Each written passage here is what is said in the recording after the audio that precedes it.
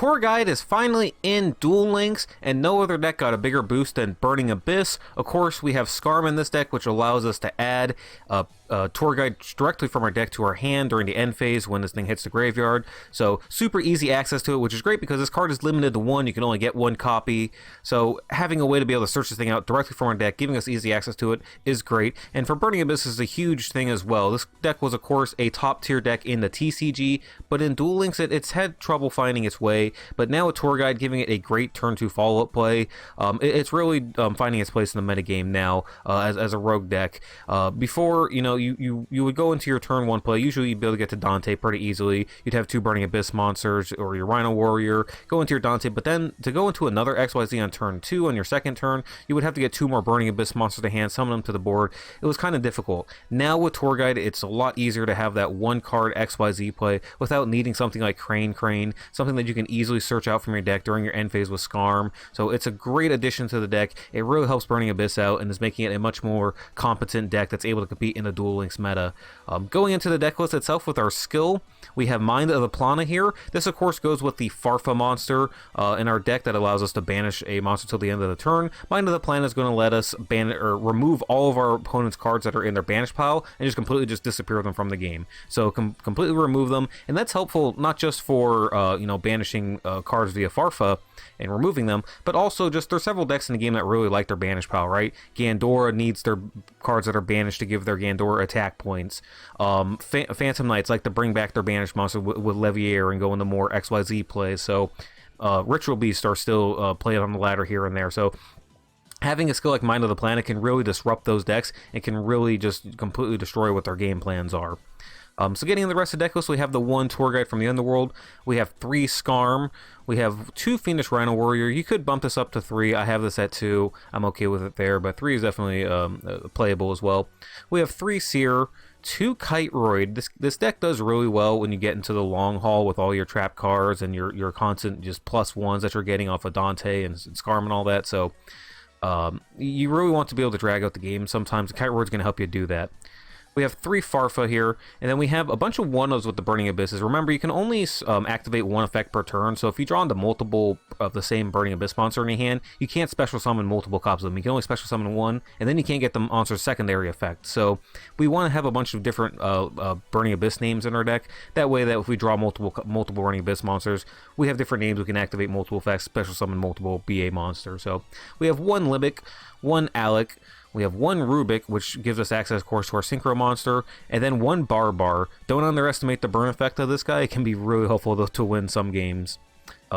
We also, for our traps, we have 3 Ballista Squad, 3 Floodgate Trap Hole, 2 Karma Cut. You could bump this up to 3. I just have it at 2 though, and then 3 Fiend Grieving to close out the deck. Only 29 cards in here instead of 30. Just decided to go with this specific lineup. Didn't find a 30th card I wanted to put in here, and was just totally comfortable leaving it at this number. So getting into the extra deck, we have the 1 Virgil, we have 2 Dante, 1 Stone King Darius. Remember, this deck has a lot of trouble getting over anything with more than 2,500 attack points. Your deck straight up really can't get above 2,500 attack points. That's the limit that you're pretty much capped at with your monsters. So Darius gives us one way to get over those threats without needing a trap card to do so. Nightmare Shark is incredibly important for this deck. You're going to win a lot of games and steal a lot of games by just attacking directly with this thing. A lot of times you're going to have good early plays with Dante and all this, but sometimes as the game drags on, you're just going to have trouble finishing your opponents because, again, you can't get over anything with more than 2,500 attack points. So sometimes Nightmare Shark is just going to be able, that way for you to steal games, win those things, close it out. A hugely important card for the deck. Phantom Knights of Break Sword, a great removal card for the deck, and the same thing can be said about Alucard, just giving us some extra XYZ options here to blow up things on our opponent's side of the board, clear things out, push through for game. So again, some of the replays here, absolutely love this deck, glad to see it doing well in Duel Links. Okay, so we have our first game here is going to be against Ritual Beast. Now, this is one of those decks that I mentioned our skill can really devastate them, because we can banish their entire take their entire banish pile and just remove it from the game. Ritual Beast obviously rely on their banish pile to be able to go into all their combos, all their fusion plays, so it's going to be absolutely devastating to them. We just need to make sure we use it at the right time. Floodgate Trap Hole, that's definitely going to hurt us because now we have a face-down monster on our side of the board, and any Burning Abyss monster is going to be destroyed by its own effect because you technically don't have a Burning Abyss monster on the field with it, but we have an easy way to clear it out, of course, with the Ballista Squad, and once we do, we're going to get all these effects when these things hit the graveyard, right? Farfa is going to get its effect of Banish to Cannahawk. We're going to get the effect of the Dante, the re-add from hand. Skarm's going to search in the end phase, giving us our Tour Guide. It's our opponent's turn, so we don't have the ability to Mind of the Plana now, but that's okay. Tour Guide's giving us our 1-card XYZ play here. Again, having that 1-card follow-up is absolutely huge from the deck, especially when in a situation like this where we have back row. We can't special summon a Burning Abyss monster from our hand, so we can only normal summon one.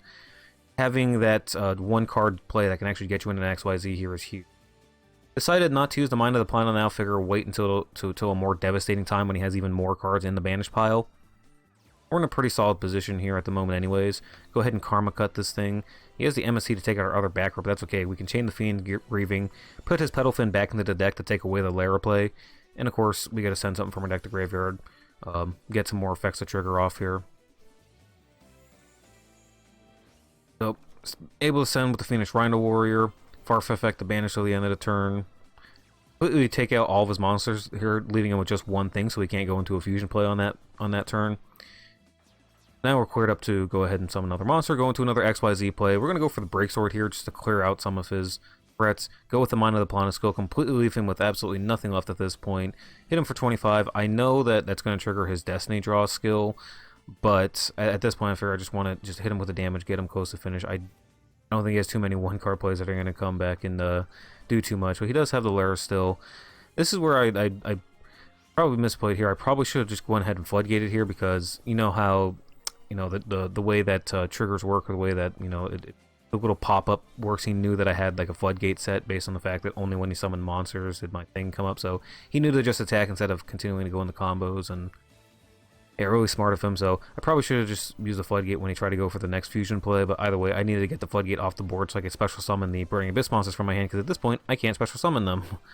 I can only set one monster per turn, so that's where you got to be careful with your back row with this deck. It's hugely important to notice that when you have traps set, you cannot special summon Burning Abyss monsters from your hand, so you need to be cautious about not setting too many traps. I kind of made that mistake here and had to get rid of the Floodgate, activate it at a not an ideal time just to be able to get it off the board. So at this point we're at 4k life points, so we know he's not going to be able to OTK us, fortunately. He's going to hit us for 26, or try to hit us for 26. We still have the Kite Roid Engrave. So at this point our back row is finally cleared out, so now we can special summon Burning Abyss monsters from our hand at will, go for whatever we need. Again, Nightmare Shark, amazing way to finish games. We can't get over anything with more than 2,500 attack points. We did have Rubik, so we did have an out here, but rather than dealing with him tacking out and bringing in the window and all that other stuff, just go for the Nightmare Shark, attack for game. He has no hand traps left, no back row left. Again, that card is going to help you finish out so many games where you get your opponent down to under 2k life points, and they put out a big monster that you just can't get over, and they have all those problematic cards. Just summon the Nightmare Shark. This was against Fluffles. Fluffles, of course, the new deck out of the most recent box. Everyone wants to try it out and have fun. Knowing this, I went ahead and just set everything. I know this is kind of an OTK deck. They like to try to blow up a bunch of things on your side of the board, on your field. So he's gonna go ahead and try to do that. Just go straight up for the fusion play here. Summon the Owl. Not gonna use up either the Floodgates. We have 2 Floodgates set in a Ballista squad. He's gonna go straight for the Polymerization and go for the Fright for Tiger and go for all 4. Blow up my entire board. So I'm gonna head and decide to just Floodgate here. I probably should have Ballista squadded it. Hit it with the Ballista squad and just outright destroy it, but that's okay. He completely wipes out our board, and we have nothing left at this point. So fortunately, he can't obviously flip up his monster. He doesn't have a Fright on top of our deck, so we get a little bit lucky there. He doesn't have too much to play except for just putting an Edge and Sabers on the board, and of course we get the lucky top deck, the Tour Guide from the Underworld. It's back. You've seen it in the TCG. Top decking off your deck.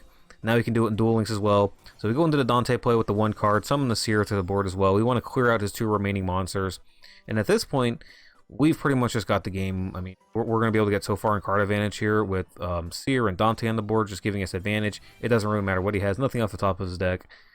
Close out. It just shows you how fast this deck can, with 1 card, just get right back into it. You can get that 1 card Tour Guide, get an XYZ monster out into the board, get that Dante out, mill cards, boom, you're getting card advantage, you're getting free cards, and then you have floaters on the board, so if your opponent destroys them, you get more free card advantage, and it just snowballs really fast, and once you're and your opponent can run out of resources, and you're just sitting there just getting a ton more, so make it very difficult for your opponent in situations like that. Playing up against a Thunder Dragon deck in this game.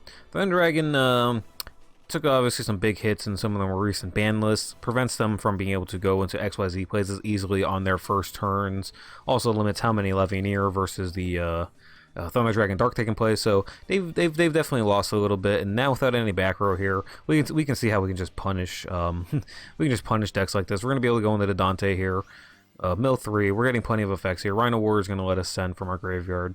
Seer bringing back the Farfa. I'm gonna go out and try to clear out several of his monsters here.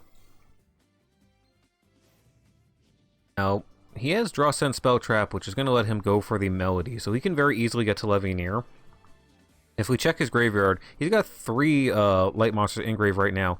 We have 2 Fiend Grievings, though, so I'm just going to go ahead and send something back from his graveyard into his deck. Probably should have waited till he got a dark monster in the grave, because I really don't care about him trying to special summon monster from the graveyard. Just care about him blowing up my board. So, but again, we can use the Fiend Grieving to send away his dark monster from the graveyard to the deck. So he again doesn't have a card in graveyard to summon a Levianeer from his hand. The Fiend Grieving is just letting us take care of his graveyard right now and stop him from being able to get what he needs. He is able to put out some threatening monsters, but again, not being able to get that Levianeer to hand, or not out of his hand, not being able to blow up my board. The Odd Eyes isn't going to stay on the field here. Then away with a Farfa. We can easily do the same thing again. Tour Guide, bring out another Farfa, send the Farfa to the grave, banish it. This time we're going to be activating the our skill Mind of the Plana to just get rid of it from the game completely. And all you gotta do is just hope he doesn't have hand trap here. He doesn't, so easy, quick win.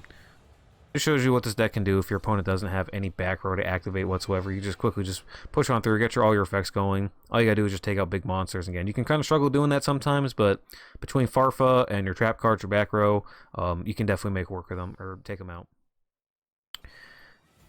Okay, so this ended up being a really long, kind of frustrating game against what turned out to be a stall deck. I don't know what it was. I set my 3 back row. I ended up not being able to special summon a card out of my hand as a result, so finally get my 2 normal summons out, go in my first XYZ play, and it gets floodgated, so that's great. And we didn't set Ballista Squad. I mean, he made a huge mistake by not setting the Ballista Squad in my opening board, so now I'm just kind of stuck in a situation where I actually can't activate any of my back row cards, and he plays the straight flush, which just completely cleans up my back row. This is where I realized it's some kind of weird mill stall deck, gift of greed draws here, so... And this is actually kind of a concern, right? Because Burning Abyss likes to mill their own deck. So if my opponent's also trying to mill out my deck, that can kind of be problematic. I want to activate the Mind of the Plana here. He hasn't really played too many monsters, so don't feel too bad about just using it early on the Farfa to get rid of whatever the threat is. I'm thinking it's probably that Worm monster that mills cards from my deck anyway, so I just want to get it off the board. And not worry about decking out here, because that's certainly a concern at this point with Burning Abyss is running out of cards in my deck. So decided to go for the Phantom, the Break Sword here, have the opportunity to destroy more cards on the side of the board. Gonna try to do that, but he has a Jar of the Avarice set. It's gonna let him shuffle his traps back in his deck. So now all these floodgates, everything, they're all going back in his deck so he can reuse them. I figure out that's what the rest of his back row is. They're probably either floodgates or Wall of D's. Sure as hell, take it out. It's another floodgate. Glad we blew it up when we did, and yep, he had another Wall Disruption set again, so that's okay. We're doing okay on card advantage here. It's why I didn't want to summon another monster. I didn't want to run into another Wall of D, but at this point we're in a pretty good spot. We're just gonna keep hammering him for life points. We have 9 cards left in the deck, so definitely still concerned about decking out, but I think we're in a great spot at this point. Summon the Tour Guide, go for the another 1 card XYZ. Nightmare Shark can now finish this out really easily. Attack directly, but no, Ghosts of the Grudge. If you're, I've never actually seen this card used in Duel Links or in the TCG. I've never seen this. If your opponent has 8 or more cards in the graveyard, everything on their board goes down to 0 attack points, and we have more than 8, well over 8 cards in the grave. So, yeah. So now we got to figure out how we win the game. Well, Barbar Burn. So we summon the Barbar. He's only at 600. It goes to graveyard. Burn him for 450 because it dies immediately since we have a non-Burning Abyss on our side of the field. He now summons a Lava Golem to our board, but we're still at 4k life points, so it's not too much of a concern. Summon Seer. Seer's effect's going to bring back the Barbar. Barbar effect again activates, destroys himself, banish 3 cards from the graveyard, burn our opponent to death. That's really like all we had left at this point. We just try to burn him to death real fast. Only 5 cards left in our deck. Oh, God, that was such a frustrating game, but Barbar Burn got the job done. Sometimes you just gotta find those ways to win. Anyways, that's all the videos I had for you guys today. I had another couple videos actually, but I think they got deleted because I had to record a few things for the or keep track of a couple videos with the tournament dispute and whatnot. So, anywho, though, so that's just some basic gameplay for Burning Abyss. Again, it kind of plays just like it did before. You just have that great now one card XYZ with the tour guide, that great follow-up play that you can search for your deck with Skarm. It's a huge addition to the deck, though. Even though it's just one card, it really is a big addition to the deck. It really did take it from, you know, just sort of like a King of Games deck up to like a, you know, like a rogue deck in the meta game right now, where, you know, it's still able to do well in tournaments, get top 8 with it, you know, potentially win. So it's a good fun deck. Love seeing Burning Abyss actually do well here in Duel Links now, and excited to see what goes forward with the deck. Because remember, there's still more support to be had. Be interested to see if we get any more. Also, another deck that's going to be trying, or we're going to be trying this out in, is PK Fire, Phantom Knights and Burning Abyss in one together. Tour Guide's a huge addition for that deck as well, so we'll be doing a video on that in the future. Please, or looking forward to it. And please like, subscribe. It does help out the channel. Thank you guys for watching. Have a wonderful rest of the day.